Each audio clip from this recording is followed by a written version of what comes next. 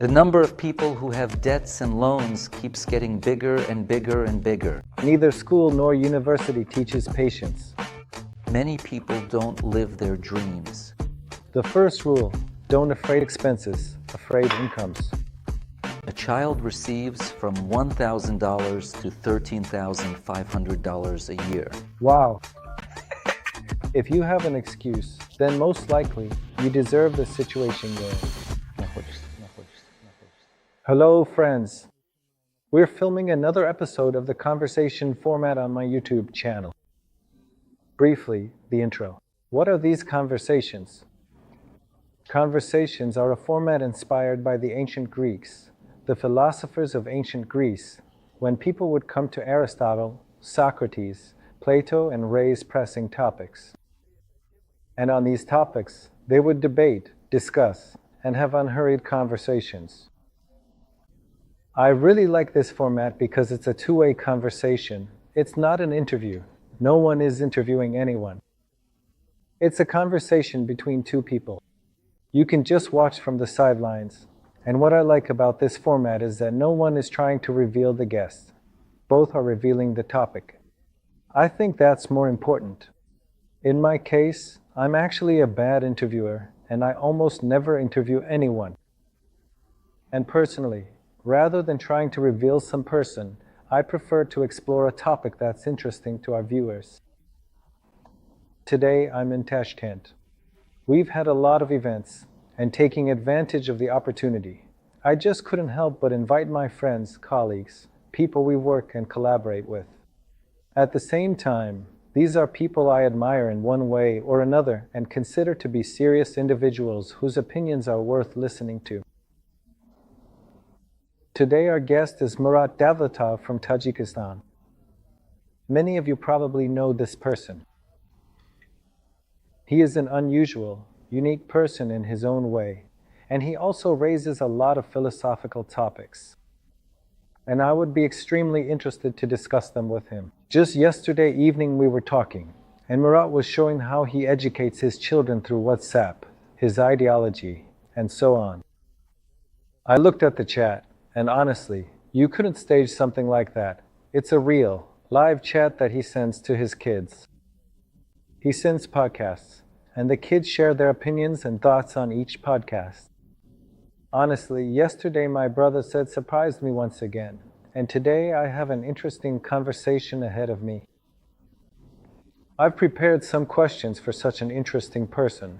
I'll be answering his questions, and of course, said Murat will also be sharing his opinions. So you'll hear perspectives from different sides, and I hope this podcast will be useful for you.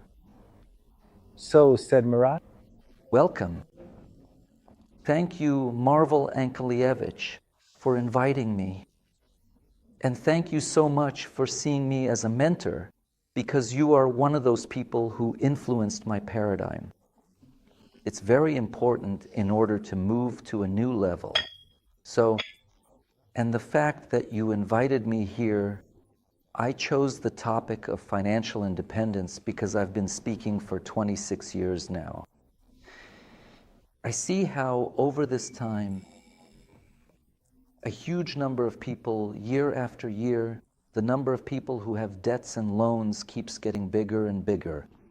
And the cost of living is rising much faster than people's income levels. The quality of life is getting more expensive than the level of income, of life. And because of this, a lot of barriers appear, a lot of such barriers, and so on. That's why I chose this topic, which is a broad topic, useful for many people, for a great many people. First of all, universities develop financial intelligence. Excuse me. Universities develop academic intelligence. Universities, Meaning universities, because many young people don't understand this. yes, universities, institutions of higher education, they help develop academic intelligence to become a specialist in some field. But financial intelligence is left without attention. Parents can't teach it. And it turns out that in life, a person becomes a specialist, but in the end, for what? in order to realize themselves and to provide. He creates a family, but in the end, he has no knowledge about money, absolutely no knowledge about money at all. He might be a good teacher, but barely makes ends meet, or he might even be a good engineer, but still struggles. And I also wanted to say, we'd like to know your opinion on this, since we've discussed this with you before, about how to develop financial intelligence. Because I think regardless of whether a person believes it or not, accepts it or not, understands it or not, whether you want to or not, you have to know how to handle money. So the first question is, how can we help people develop financial intelligence? But this topic is actually very broad. I've asked myself this question many times, not just about financial literacy, but about financial intelligence. Everything starts with raising children, with their upbringing. I believe that one of the biggest flaws in raising children across the entire post-Soviet space in the Russian-speaking world is this. It's that we don't teach children. First, we don't teach them to make the right decisions. And second, and even worse, we don't teach or show them the connection between their decisions and responsibility. The consequences. Yes. We, the Soviet upbringing system, we shelter children, and as a result, we let children make decisions, but as parents, we remove the consequences of those decisions. In other words, we shelter them. The father stands up for the son, the mother stands up for the child, goes to sort things out at kindergarten, with teachers, and so on. If his peers beat him up, the mother goes to sort it out, or the father does. Well, he got beaten up. There was a reason for it. So the problem is that our upbringing system is fundamentally built on the wrong principles.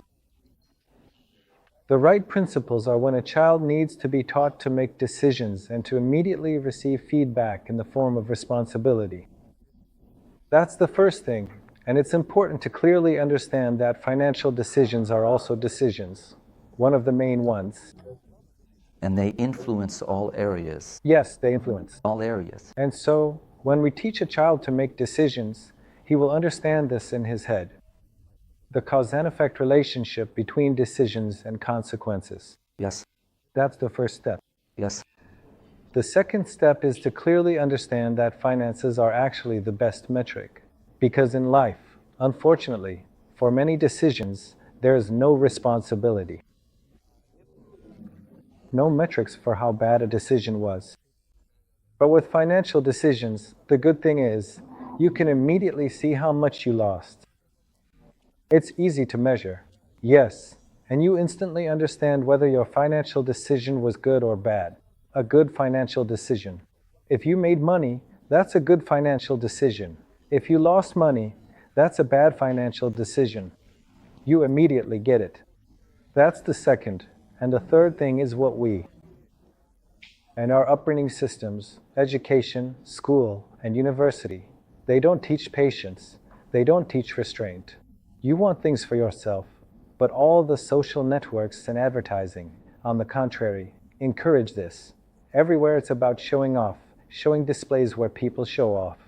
They set standards for life, like you need to have this kind of car, an apartment, drive a fancy car, and so on. Because of this, it just throws off a young person's aim. Whether it's a guy or a girl, it messes with their focus, and they start looking at things differently. In the wrong direction, not at the right values.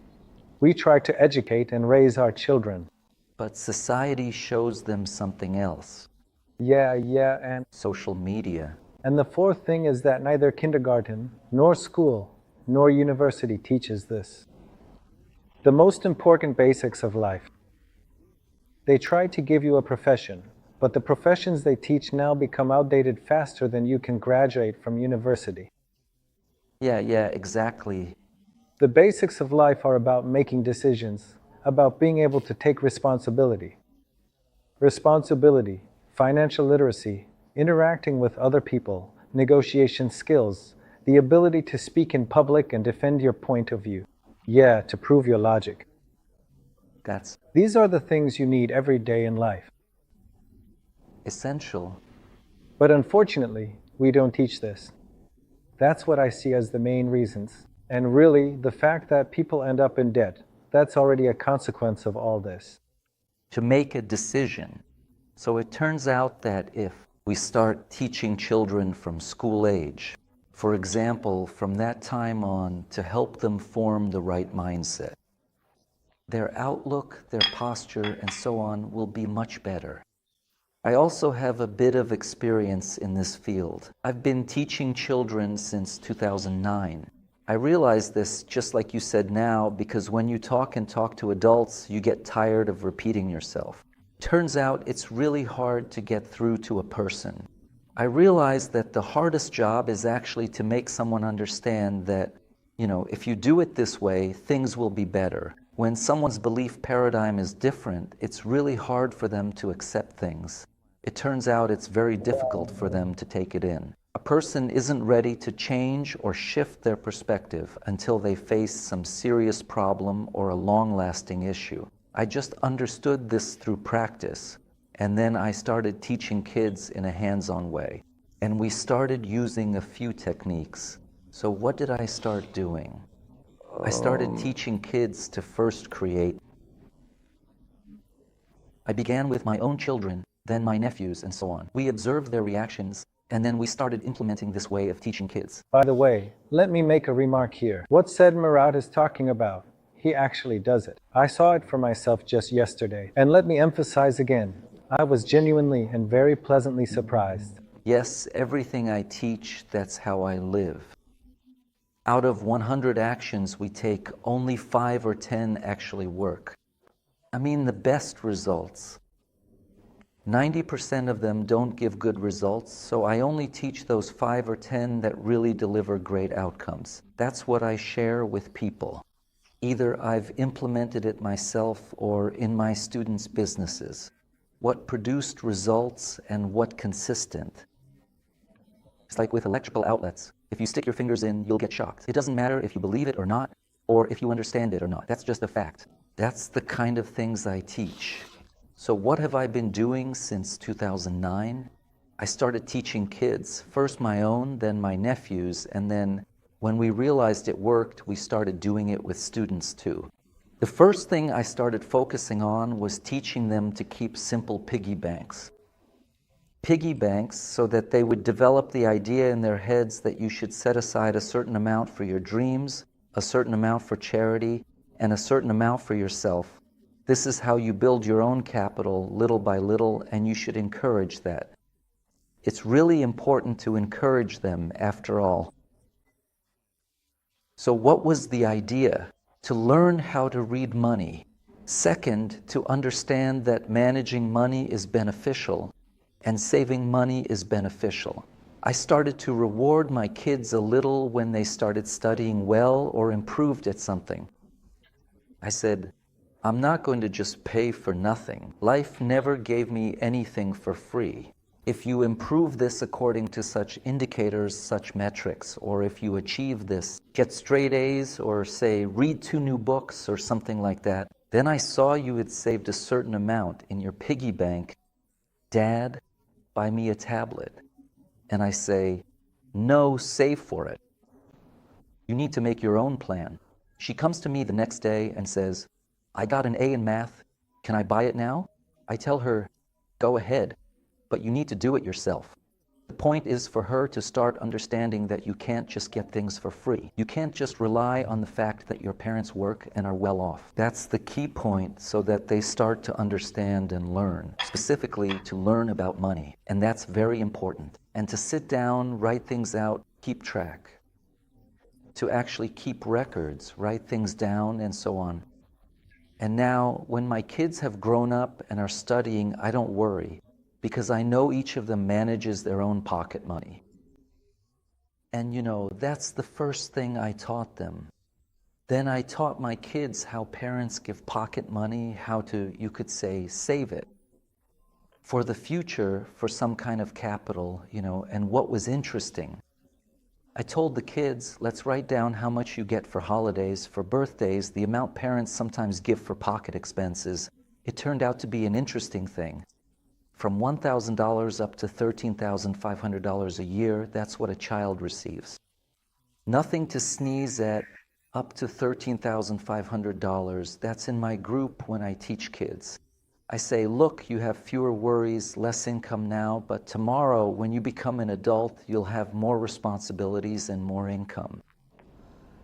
So when people say kids don't have any income, that's not true. They do have income. Parents give them money. Grandparents give them a little too. Your students? Your students?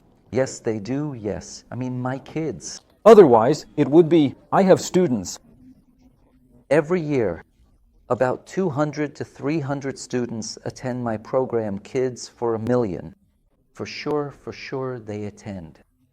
And I started to notice this. We started to see that the pocket money kids get per year ranges from $1,000 to $13,500. It depends on different regions and different families. So that's their income. That is their income. That's why if you don't learn to manage it, you definitely won't be able to manage bigger money. This is a very important factor. And I think that every parent should take responsibility for this from early childhood. Work with the child, make a plan, talk things through, think together like, come on, let's do it this way. But if you don't, the child will rely on whatever is already in their head. And what's in their head? They see a toy, they see this and that. There are 3 things I taught my students, my children. First, piggy banks. Second, managing and tracking. And third, learning to focus on what's important. I think it's about having a careful attitude toward what you actually need. What's important, wants, there are so many of them, but they're just wants. They're exactly the things that shouldn't be taking your money. Wants. When you have a clear goal, you don't care. Whether your friend or your neighbor has a phone or not, or has a purse or not. Your own goal is more important to you. That's what it means to lay out your dream and so on. I mean, back when he did it, it really worked. It really gave results. It's real. Here's the second question. Well, let's briefly sum up the first question as early as possible. First of all, give kids money. Normal. Or maybe, like this. It's like trying to teach someone to swim without putting water in the pool. So as soon as you can, give your child money, real, physical cash. That's the first thing. Second, encourage your kids to have a piggy bank. Yes, that's important. That's the second thing, yes. Third, with a piggy bank, encourage your kids to track money. Let's consider the financial implications and ponder, how much money did I truly manage to save in this particular scenario? It appears we encounter a notable divergence in perspectives, a bit of a difference of opinion regarding this matter. Specifically, it's important to highlight that Broad's official website, a platform of considerable influence, is known for its unique policy where it directly compensates individuals for achieving good academic grades, essentially paying for grades. I have nothing against that, but I told my kids this: you study for yourselves. So we'll only pay for things where you help out. We'll pay mom and dad for cleaning the house, for washing the dishes in the kitchen. We'll pay for that. But for grades, you study for your own sake. So pay for that yourself. Pay. Ravinka, the second one. Yeah, look, a person who works for a salary sometimes barely makes ends meet. That's how it is now. We can see it. Barely making ends meet, right? And life is getting more and more expensive every day. So how can someone like that achieve financial freedom? A lot of people, this really worries a lot of people. They say, yeah, I work for a salary of $500 or $1,000 and so on. But of course, people want more. They deserve it, they really do, and you only get one life. Many people don't live the way they dream, but just however it turns out. Because one of the main barriers is resources that don't allow them to get there. One of the biggest obstacles is the lack of resources, which keeps them from reaching that goal. So let's dig into this topic. But here's my opinion. The first rule is, don't be afraid of big expenses. Be afraid of small incomes. In this case, of course, we're not talking about big expenses, but rather about small incomes. That's why his expenses are probably already at the bare minimum. Yeah, he lives within those limits anyway. So his potential for saving is minimal, which means he needs to focus more on increasing his income, and to do that, unfortunately, he has to step out of his comfort zone, learn something new, take on more responsibility, and accept more risks. There are no other options. More responsibility, more risks. If you want to earn more within a company, without starting your own business, then take on more responsibility. The more responsibility and duties you take on, the more highly your bosses will regard you. Yeah. They'll promote you up the career ladder. Or advance your career. They'll either promote you or raise your salary. Let's add that. That's one way, growing by taking on more duties and more responsibility. The second way is to increase your efficiency. In the position you're working in, if you used to do 10 units of work, do 20. Thor. Even if you don't move up the career ladder, you'll be earning more. Your boss will notice, and everyone around will notice too. And especially if, on top of that, your working conditions are decent, in any case, this won't go unnoticed. You'll be earning more. In other words, the first way is to take on more responsibility, more duties, and you'll be moving up the career ladder. The second way is to increase your efficiency and productivity, and in the same position, simply create more value. If you're in sales, more sales. If you serve clients, more clients. Serve more clients, and so on. That's the second way.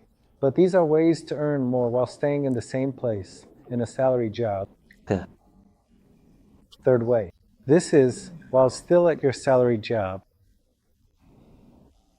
Especially common in large corporations and government companies is to start developing a side business or freelancing as a hobby. That is, not become a full-time freelancer, but kind of work and do freelancing at the same time. By the way, this method actually came from the creative field. It's called a sinecure. What is a sinecure? It's a cushy spot where you just hang out, get a minimal income, and do something else on the side. That's what Victor Tsoi did. He worked as a stoker and wrote songs in his free time. Pretty much all writers did this. They worked somewhere as librarians, night watchmen, security guards, you name it. And then, in their free time outside of work, they focused on writing. So, this is another way, or maybe the third way already, to just hold the position where all that's really required is your time. It's like working at a supply depot, being a night watchman, manning a barrier gate. This is your main, a sinecure. You can either work on creative projects or offer freelance services. Let's say you're an accountant. You know accounting well, get work done quickly, but have to stay at the office until 6 in the evening. Arrange it so that in the evenings you spend another 2 hours giving consultations. Maybe accounting advice? Yes, you can earn extra money without losing anything. That's what I was to see.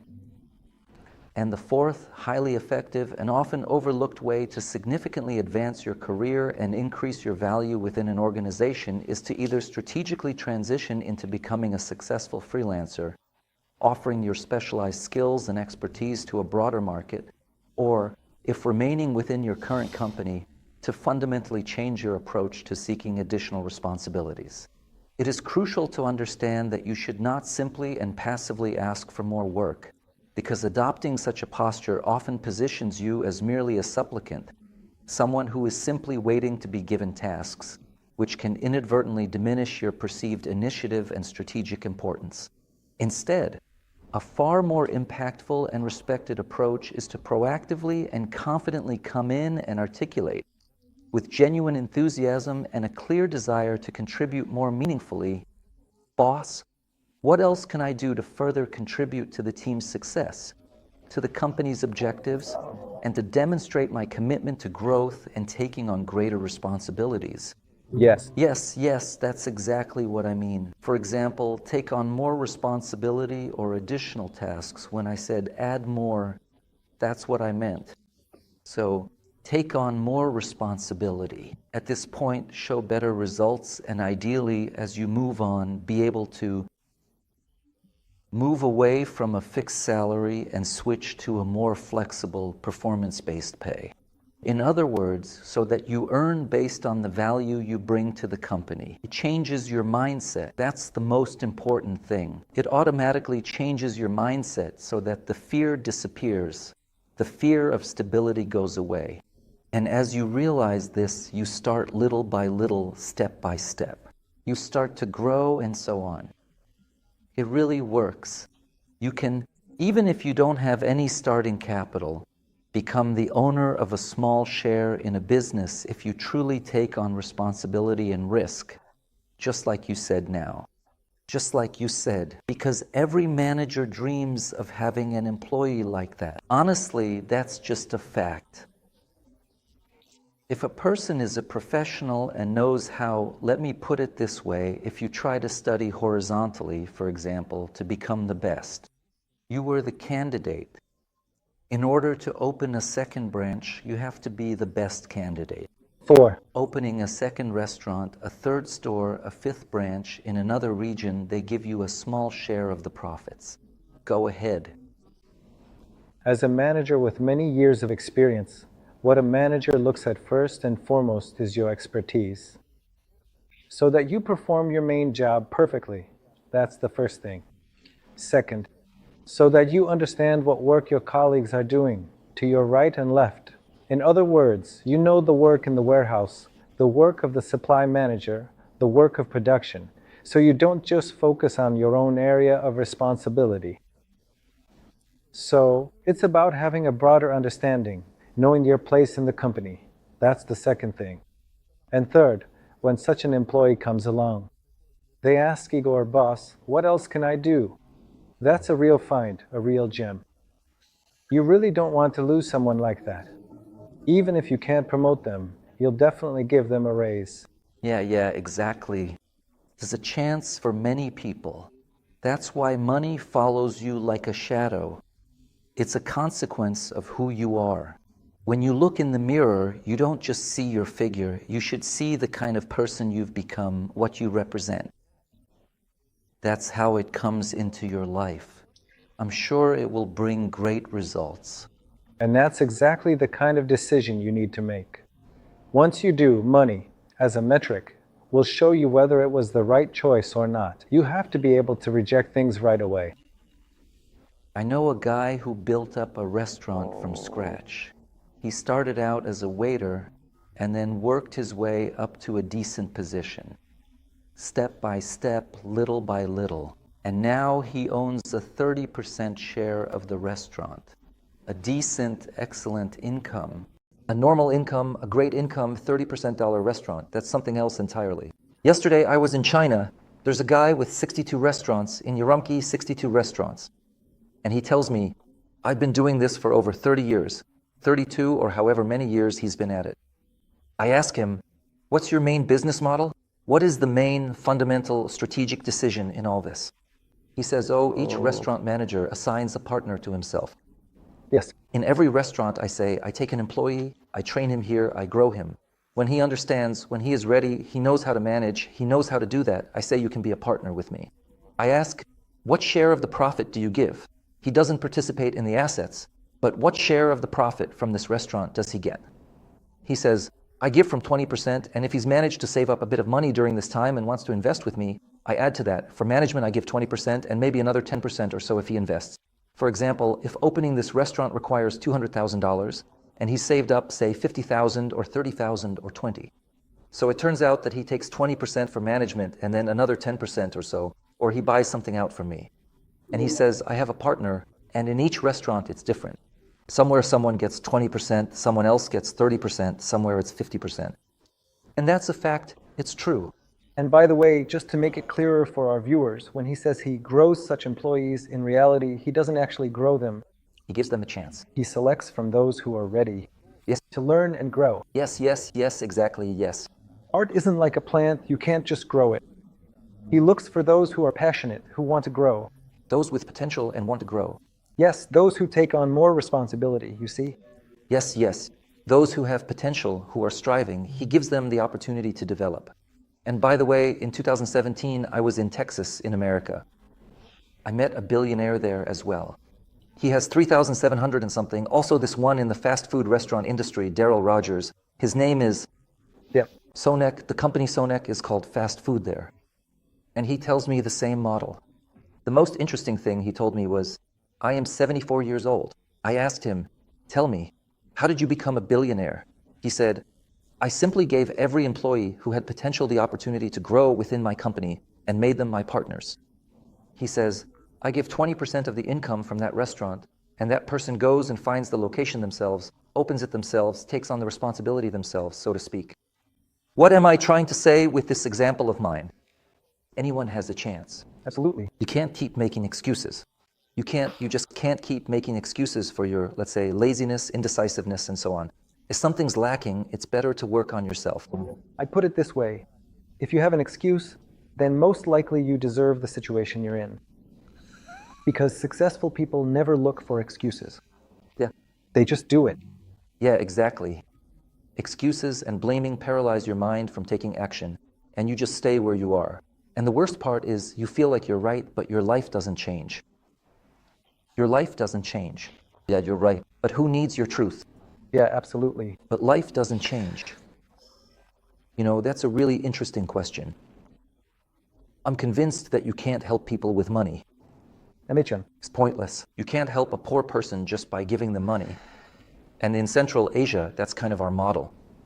It's almost part of our mentality, somewhere deep down, this thing like, you know how people say, are you, Zaz, are you? We say Avlad, and the Turkmens say Tukum. Tribes. Tribes. We have this Eiffel Tower model, right? What kind of model is that? Someone breaks out from their Avlad. As soon as he rises up a little, then all sorts of people start gathering around him, friends, relatives. Everyone comes to him with their problems. Emichan. Now, we all actually dream of helping others. We really dream, but we see the reality that most of this environment, relatives, brothers and sisters, neighbors, classmates, fellow villagers, everyone will come to you with their problems. Emichan. And we understand perfectly well that you can't really help someone with money. Money doesn't solve the problem of poverty. So what are they doing in this Eiffel Tower? They won't stop until they've bankrupted him, until they've made him weak, just like it was before, and they keep coming to him. So, is there some other approach you could suggest to people? Because it's really important to have a different approach. For example, what I mean is, instead of having just one successful champion among the youth, there should be 10, 20. Emichan. A model like that, so that you can't really help them with money or provide financial assistance. Yeah. So that they grow on their own. Maybe that's the kind of approach we need. Well, if we are indeed talking about our closest relatives, about your immediate circle of family and friends and so on, if, for example, you suddenly break out, anyway, you absolutely have to help your relatives. That is a fundamental principle from the Islamic point of view and a deeply held belief. It's just a different question. You need to set a budget for it. Emichan. In the form of zakat, tzedakah. But there should be a budget for this so that the Eiffel Tower, so to speak, doesn't collapse. Yeah. So, first, you should help from your surplus. And second, you should only help within the limits of your budget, without putting the whole structure at risk. Yeah. That's the first point. The second point, in this case, you kind of help everyone evenly. And the most interesting thing is, if you help this one but not the other, he starts to really take offense, like... No, evenly. Yeah. In this case, when it's truly my turn, you totally forgot about it, or when my turn actually comes around, and so on. No. In this case, you need to help evenly, but there's just a budget you spend from, and you're not putting at risk the well-being of yourself, the company, and so on. That's the first point. So this is really important, guys, to know this budget exactly. Yeah. You need to know these boundaries. Second, when it comes to helping relatives and friends, you should only help those who are already showing every sign that they're going to make it. In other words, those who are putting in real effort. Oh, this is really important, guys. Yeah, at first you help everyone equally, but within the budget. And for those relatives and friends who have already made it big, again, you help not with money, but with knowledge, experience, connections, and so on. Because Let him climb up on his own so that, if you help with money, you will immediately kill motivation. Yes. And he will stop turning on his brain. yes, There's a direct correlation. The more money there is, the more people use their brains. They start throwing money at the problem. the more financial support comes from outside, the less internal, you could say, development there is. Well, I put it differently. The more money, the less brains when it comes to solving problems. So basically, when you're solving a problem and you have money, you take the most efficient route. You just take money and throw it at the problem. Either you take out a loan, or what else? But if you don't have money, no choice. You have to solve the problem using only your head. Yes, There are two options. And our task is, for those relatives and friends who are making it, we need to make sure they don't lose their heads. yes, That's why you shouldn't give them money. You need to give them knowledge, experience, and connections. so right here, you can't solve poverty with money, but with experience, knowledge, and connections. That's what you need to give, it turns out.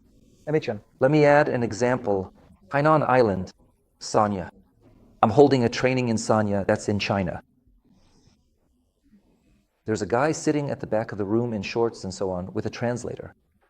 I'm running the training there for 2 or 3 days and so on. Then on the third day, he comes up and says, I'd like to talk to you as well. I say, all right. I have no idea who he is at all. And then it turned out he was the owner. It's a 7-star hotel. Turns out he's a billionaire. He has his own private island. He runs a pearl production business there and so on. He's a billionaire. Then it turned out he had come here from Hong Kong. I asked him, how did you become a billionaire?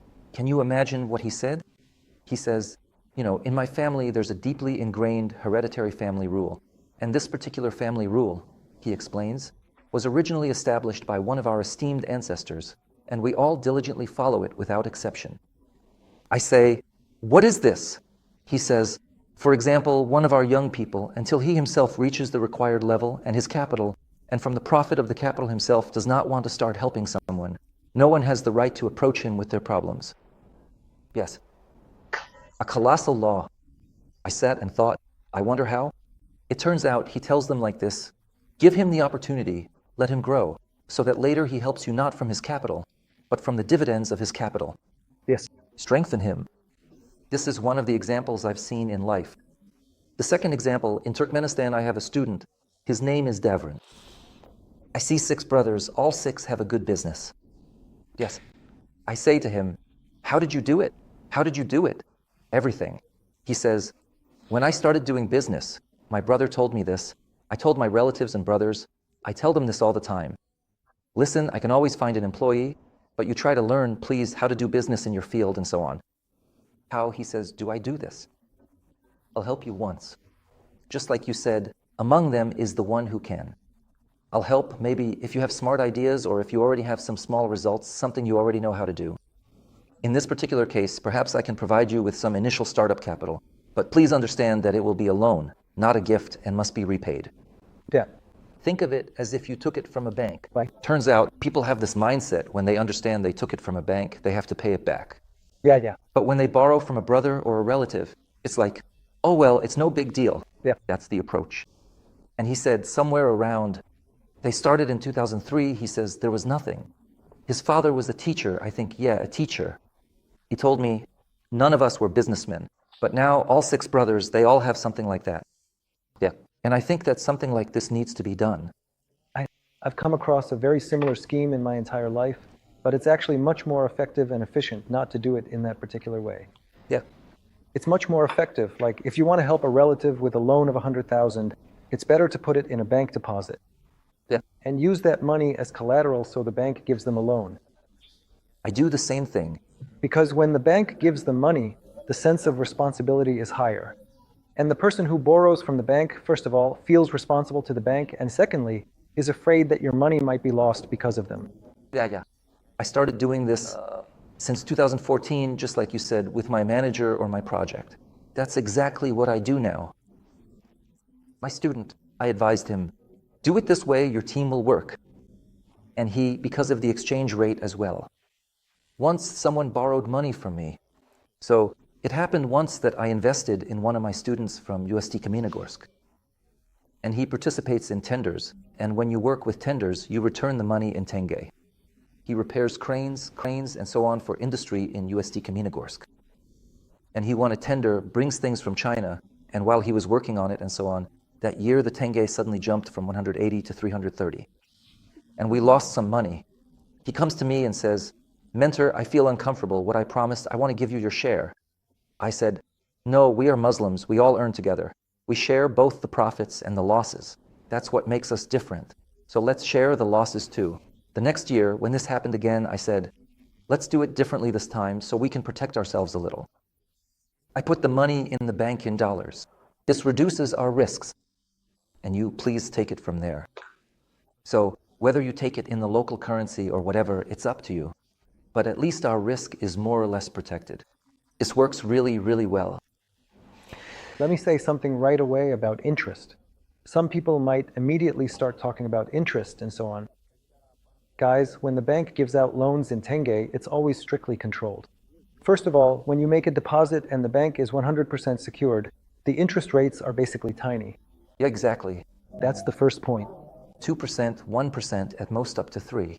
And the second point is, if the interest rate is lower than the inflation rate, then basically you're borrowing money for free. Yeah, exactly. And most importantly, there will be discipline, financial discipline. Now, when I launch new projects, I tell my people, I'm not just going to hand you the money directly. I'll put the money in a deposit and you take it from there as a loan and report back to them. They settle everything with the bank. And that way I get my money back. That's how I started doing it. The bank forces them to pay up with strict control. And the team delivers. But me, I was convinced so easily. Turns out I'm such a soft person.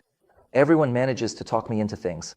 Honestly, I'm more of a mentor than a businessman. People come to me, and it's so easy for them to persuade me.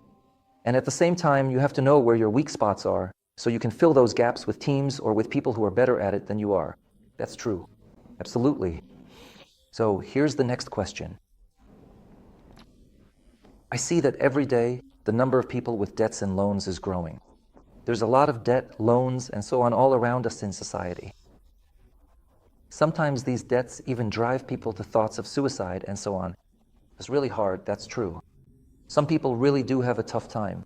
That's real. I see some people. I know a man who's about 60, and he told me, for 2 years now, I've been looking for a medicine that can... Turns out there are medicines like that. You take an injection and you just fall asleep. He said, I'm looking for something like that. And inside, I just thought, after living 60 years, to end your life like that, that's just terrible.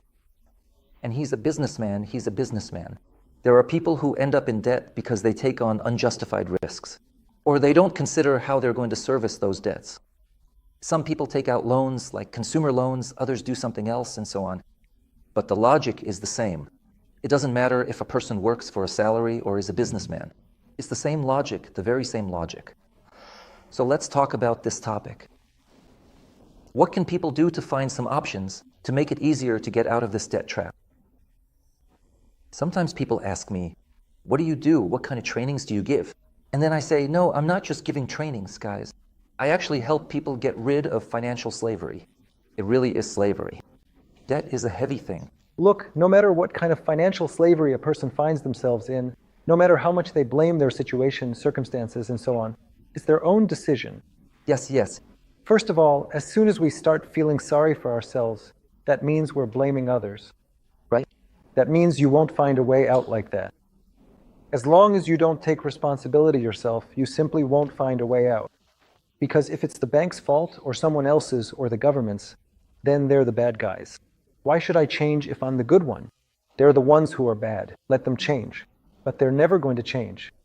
So look, first of all, in any, even the most catastrophic situation, I've been through things I wouldn't wish on anyone. In any situation, you still have to take responsibility yourself.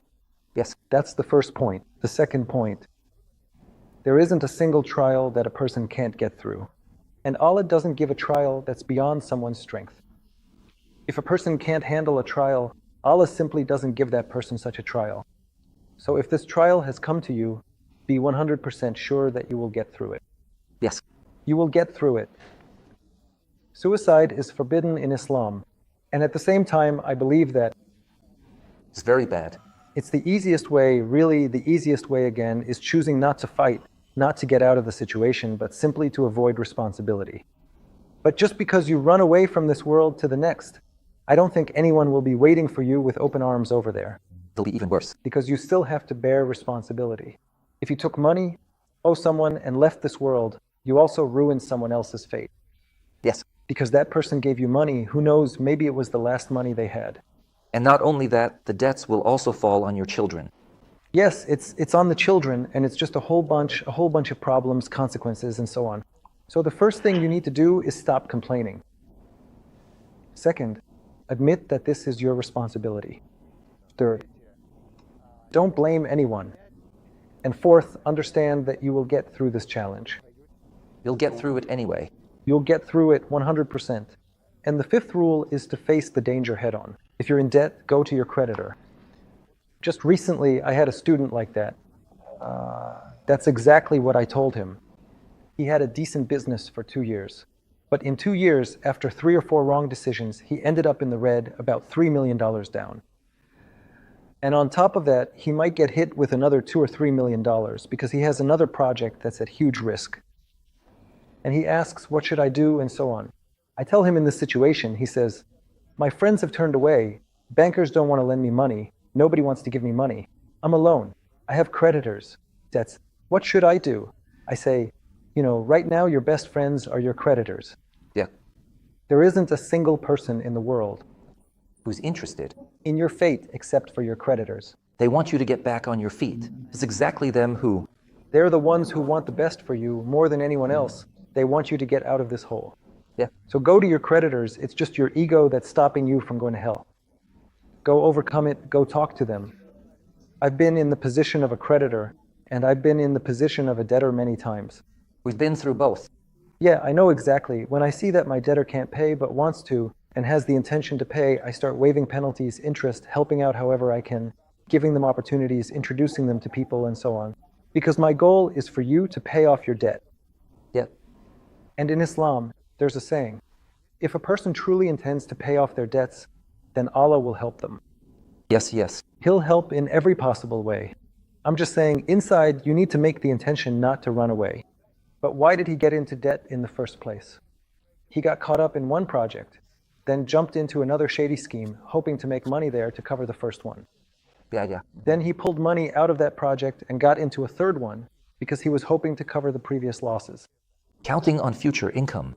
Right? As a result, 2 projects collapsed, and now he owes money to the investors there and also to the bank. And here's another thing I told him. The problem is that every time you are looking for a miracle, Yeah. when someone looks for a miracle, they run into tricksters. That's exactly what happened to you. You ran into tricksters who ripped you off. He thought some easy solution would just show up and fix everything.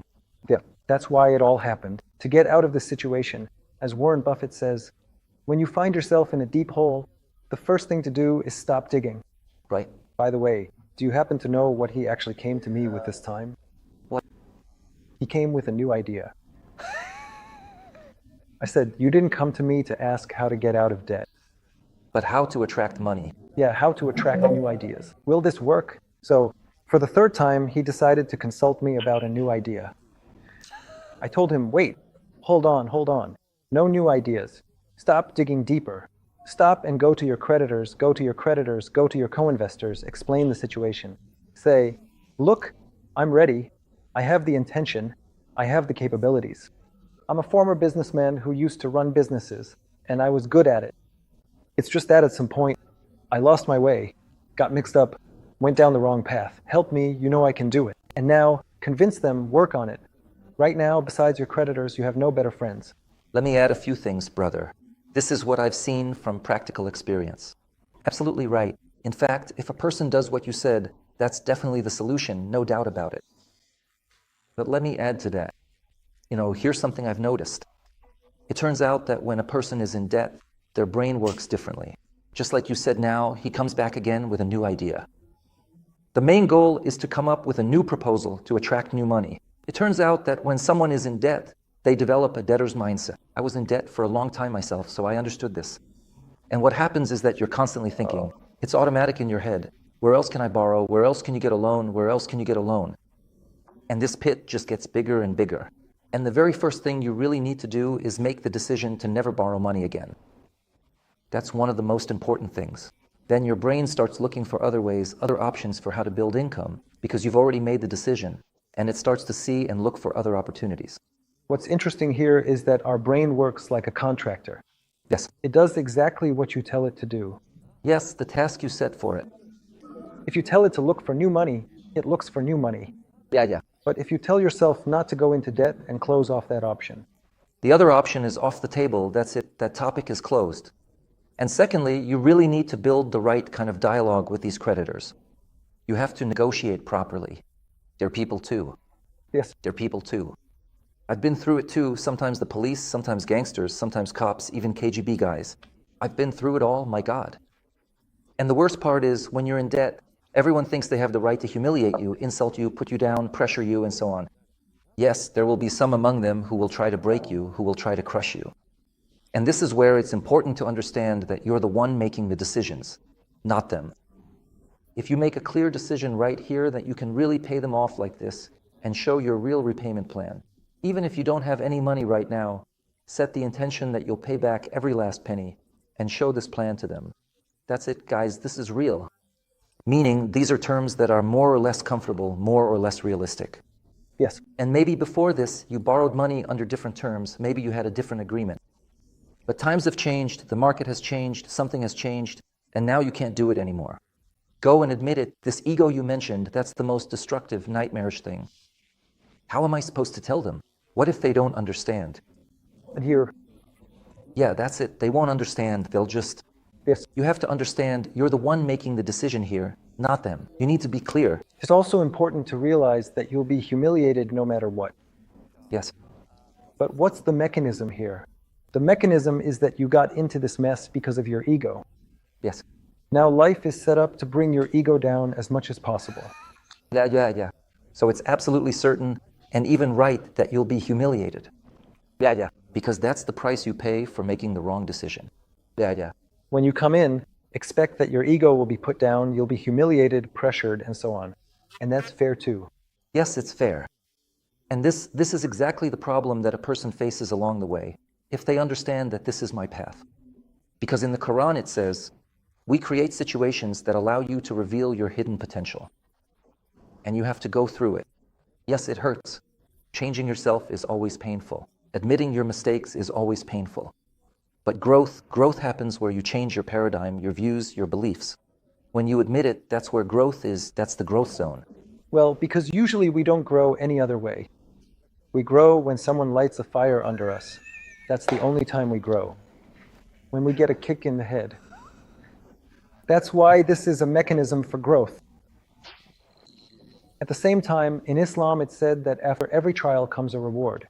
Yes. That's why you have to believe in this. That's why it's true. So it turns out your life is either a goal or a problem. Either you're working on achieving a goal or you're dealing with a problem. So even if you end up in debt and so on, there's still a way out, there's still hope. Yeah, you made a great point. Allah doesn't give a trial that a person can't handle. When I was in debt, the main thing that changed my outlook on life was my mom. Couldn't pay it back. I also thought about suicide. That's true. There's a moment like that in the movie. And I want to say, really, that day there was no one at home, and who would my child have? She ran up to me for my daughter, grabbed me by the legs. Can you imagine? I open the window, 10th floor, I want to throw myself out, and she's holding me by the legs. And she says, Dad, come on, let's play. And suddenly I had this realization. If something happens now, you can't run away from debts. Not in this world, not in the next. But the worst part is the debts will come and it will be even harder for them. And that's when I really started thinking about it. I came back home and my mom told me, son, go and pay them back. She said, you don't understand, son. Allah gives you the test that is truly your path. By overcoming them, you will become who you are meant to be. Go and pay your debts. Can you imagine that? I sat there thinking, how? Well, she raised me all by herself. I had 10 children, but 2 of them died in childhood, so she raised 8 kids on her own. I really started thinking about it. And in the morning when I woke up, when morning came, I already had a plan for what to do because I started focusing on how to pay them back quickly. Before that, I had this excuse you mentioned. I always had that excuse. People would call. I tell them, "What? Don't you get it?" or something. Right now I can't, but if I could, I would definitely pay you back. And by making excuses, I didn't even notice that I kept convincing myself that I couldn't pay them back. The main thing is, when you talk about it, you reinforce in your mind even more that your situation is really tough, that it's hard for you. And then sometimes you think, some people call in the morning drunk, then call again in the evening. Sometimes I thought, is he stupid or what? I explained it to him for half an hour in the morning, and now he's calling again. But then, over time, honestly, I really grew to love these people. They pushed me. But those who used to put me down sometimes, at first I hated them. But looking back on my journey, I realized it was exactly those people who made me who I am. It's like a blacksmith strikes where the metal is crooked. Yeah. Wherever you can't handle it, life hits you. So what you said, that you should be ready to be humiliated, insulted, that's fair. It's normal, it's normal. Well, in general, we're almost out of time. Said, Murad, thank you for such a great conversation. Thank you for bringing up such a good topic today. Overall, to sum up our conversation today, I'll say this, guys. I really believe that all crises happen because first there's reality, and then there's our idea of that reality. Yeah. When our ideas about reality stop matching up, that's when a crisis appears. That's why you should always work on your worldview and constantly learn new things and check whether you're seeing the real picture or just living in illusions. That's the first point. The second point, all crises come from decisions that weren't made in time. Yeah.